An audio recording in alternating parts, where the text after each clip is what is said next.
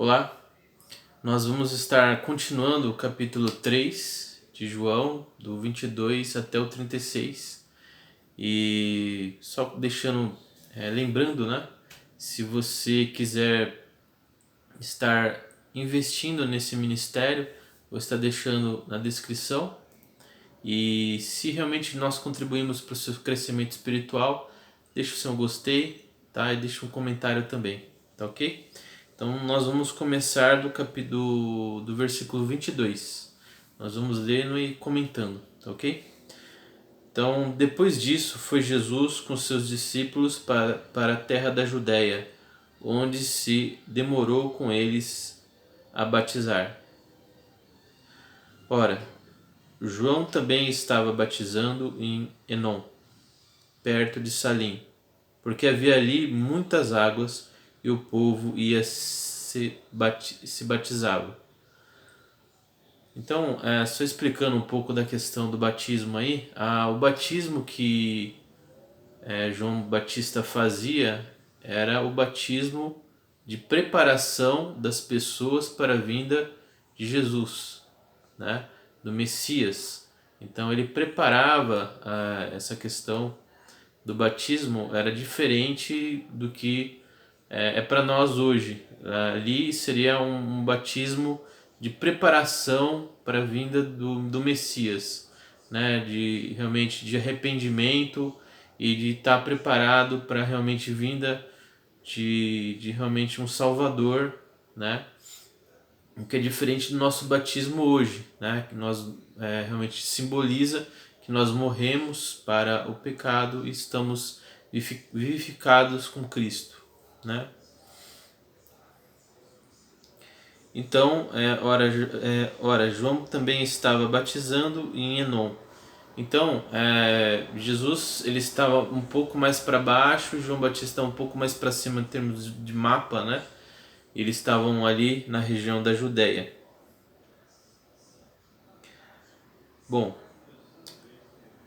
pois João ainda não fora lançado no cárcere, né? Então você deve lembrar que João Batista ele criticou na época o rei Herodes por ele estar, vamos dizer assim, adulterando com a mulher do seu irmão, né? Então ele confrontava mesmo, não só o rei, assim ele confrontava também as autoridades, né? Os fariseus, os saduceus, etc., que muitas vezes não cumpriam aquilo que falavam, né? Então realmente ele tinha uma intrepidez muito grande, né? E ele foi elogiado por Jesus Cristo por isso. Surge então uma contenda entre os discípulos de João e um judeu acerca da purificação, tá? Então a purificação, vocês devem lembrar, nós falamos que antes da pessoa entrar na residência, ela tinha que fazer um ritual de purificação para que ela pudesse estar comendo, se alimentando, né? E porque ela trazia de fora, né, toda a impureza, né? Então ela tinha todo um preparo ali para que ela pudesse estar se purificando, né? E continuando aqui, foram ter com João e disseram-lhe: Rabi, aquele que estava contigo além do Jordão, do qual tens dado testemunho, eis que está batizando e todos vão ter com ele, tá? Então os discípulos de João estavam preocupados na questão do ministério, porque aquele com o qual ele apontou que era o Messias, as pessoas estavam começando a seguir ele, né? Só que João Batista, o ministério dele era realmente apontar para Jesus, né? A intenção dele não era querer ser o centro, né? Mas sim apontar quem realmente era o Messias. Respondeu João: o homem não pode receber coisa alguma se não lhe for dada do céu. Tá? Então aqui ele está falando que da questão de Jesus Cristo ser uma pessoa provinda de Deus, né? Ele não só provinda de Deus, mas mais à frente ele fala, ele complementa que realmente Jesus, o ministério de Jesus só é validado por Deus, né? Então isso também remete a uma fala quando os discípulos de Jesus eles foram libertados depois que Jesus tinha morrido. Uma frase similar a essa foi quando um dos líderes ali, fariseus, judeus, ele falou que se aquele ministério, ou seja, se aquilo que aqueles discípulos que estavam falando sobre Jesus não fosse de Deus, aquilo ia acabar, né? Mas se fosse de Deus, isso ia realmente se confirmar, né? Então é mais ou menos essa ideia, algo meio que similar. Vós mesmos me sois testemunhas de que eu disse, não sou Cristo, mas sou enviado adiante dele. Então João Batista veio antes de Jesus, inclusive ele é primo de Jesus, e porém ele é alguns meses de diferença antes de Jesus, e ele veio realmente anteceder e preparar o caminho, né, para Jesus e apontar ele como o Messias, né? Aquele que tem a noiva é o noivo, mas o amigo do noivo que está presente e o ouve regozija-se muito com a voz do noivo. Assim, pois, este meu gozo está completo, tá? Então, assim, tem interpretações com relação a o que ele fala de amigo do noivo. Então, amigo do noivo é todas as pessoas que, vamos dizer assim, estão do Velho Testamento, tá? Então, eles são amigos do noivo. Depois morte de Jesus Cristo, a igreja é identificada como a noiva, né? Então, o noivo que está querendo dizer aqui, que ele é amigo do noivo, são todas as pessoas, vamos dizer assim, cristãs, ou seja, que tem Deus, o Deus correto, que o serviam, né? Então, eles são considerados, assim como Abraão e etc., e todos aqueles heróis da fé e todas as pessoas que realmente criam na vinda do Messias, né, antes dele, são amigos do noivo. Inclusive, quando na volta de Jesus Cristo vai estar voltando a igreja e também os amigos do noivo, né, que são as pessoas que vão estar também vindo com Jesus, né, na sua segunda volta, tá? E o que eu posso também falar um pouco com relação a isso, de amigo do noivo, é que João Batista, ele já atestava esse amor de Deus pelo homem, pela humanidade, né? Então é como se ele fosse uma testemunha desse amor, né? E quando na pessoa de Jesus Cristo se concretiza isso, ele realmente atesta esse amor de Deus pela humanidade, né? Que já era um amor antigo e tinha se perdido esse amor, vamos dizer assim, tinha se rompido essa ligação, né? No Éden, né? Com o pecado de Adão, esse amor tinha se rompido e com a vinda de Jesus, o Messias, realmente ele atesta que realmente, assim como num casamento tem vamos dizer assim, o padrinho, ele atesta o quê?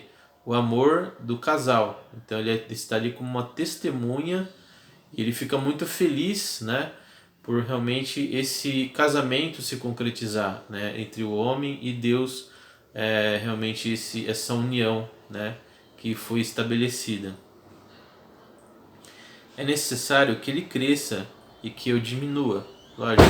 Então, se a função dele é realmente apontar e realmente testificar esse amor entre Deus e o homem, então realmente o ministério dele se concluiu, né? Foi concretizado a função dele. Então, mais do que nunca, porque isso já tinha sido profetizado há muito tempo atrás e se concretizou nele. Então, mais do que nunca, ele estava muito feliz e realmente regozijando, porque realmente tudo aquilo que foi profetizado estava se concretizando no ministério de Jesus Cristo.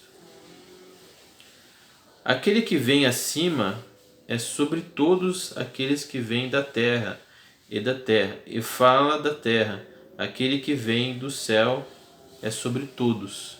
Então ele está testificando que aquele que vem do céu, ou seja, a comparação dele com Jesus não tem como, porque aquele que vem do céu, que no caso é Jesus Cristo, ele está acima dele, que realmente é um homem pecador, um homem que erra. Então Jesus é um ser perfeito, né? É isso que ele está querendo testificar.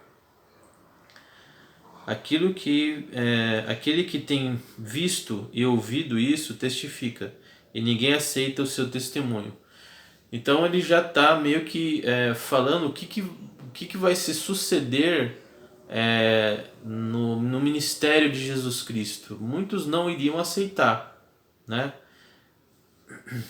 Mas os que aceitar o seu testemunho, esse confirma que Deus é verdadeiro, tá? Então, assim como Nicodemos, que via Jesus apenas como um profeta, um mestre, e existiam pessoas que viam Jesus como Deus, um ser perfeito, um ser sem, na verdade, um homem sem mácula, né? Realmente aquele que eles estavam esperando como Messias, né?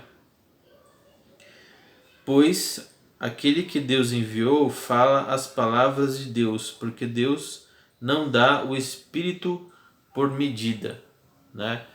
Então, aqui o que ele atesta é que assim,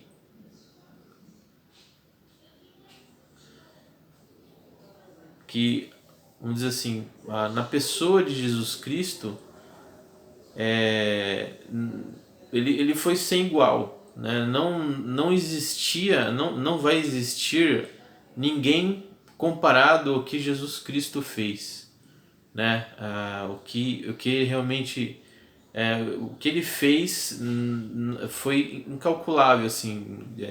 Dizem que a quantidade de milagres, que se eles fossem escrever tudo que Jesus fez, seria sem igual, porque ele fez tantas coisas, mas eles tinham que elencar algumas coisas importantes para realmente estar colocando na palavra. O Pai ama o Filho e todas as coisas entregou nas suas mãos. Então, quando a gente fala de todas as coisas, inclui o homem, né? Então Deus, ele controla tudo, né? Ele controla o universo, a nossa vida, ele controla todas as coisas, né? Quem crê no Filho tem a vida eterna. O que, porém, desobedece ao Filho não verá a vida, mas sobre ele permanece a ira de Deus. Então, o que acontece? Se Deus tem o controle de todas as coisas e as pessoas que o veem como um ser perfeito, como Deus, esses já são dele. Agora, por exemplo, que nem na pessoa de Nicodemos, ele viu os milagres que Jesus fazia, ele viu todas as coisas, mas ele via Jesus apenas como mestre. Se ele permanecer vendo Jesus como mestre, na rebeldia, não querendo ver realmente Jesus como um Messias, como um ser perfeito, como aquele que realmente veio salvar a humanidade, então ele permanece na ira de Deus, né? Ou seja, nunca foi de Jesus, né? Então assim, logicamente que tem pessoas que muitas vezes não criam em Deus, mas deixaram a rebelião, né? Rebelião contra Deus. Então, essas pessoas acabam se convertendo, mas tem muitas pessoas, assim como Nicodemos, que muitas vezes ouviu a palavra de Deus, viu os milagres, viu todas as transformações, mas não conseguia ver Jesus como mestre, né, como Messias. Então, se ele permanecer assim, então realmente ele está debaixo da ira de Deus e vai estar longe de Deus por toda a eternidade. Tá bom? Então esse é o estudo de hoje. Espero ter contribuído, né, com o seu crescimento espiritual. E se você gostou, deixa o seu Gostei porque isso ajuda a estar divulgando mais para mais pessoas. E se você quiser estar contribuindo com o nosso ministério, eu vou deixar na descrição, tá bom? E nós vamos estar continuando, vamos agora para o capítulo 4 de João. E nós nos vemos no próximo vídeo. Até mais.